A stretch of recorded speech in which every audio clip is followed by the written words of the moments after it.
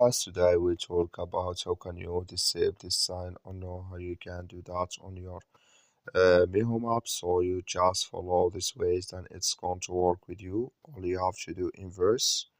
You just go down, click here on profile down here, just click on it. So then it's going to take you to your profile. It's going to show for you like this here.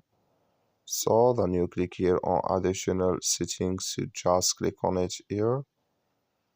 Then you come to next here, it's going to show for you like this. So then you click here on notification settings. Then it's going to take you to this list. It's going to show for you like this here. So then you come here to set implementations here, result notifications, clicking this sign or this color.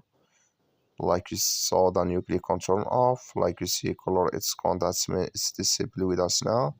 That's all you have to do. That's all. Thank you for watching. Don't forget to support us by liking, subscribe.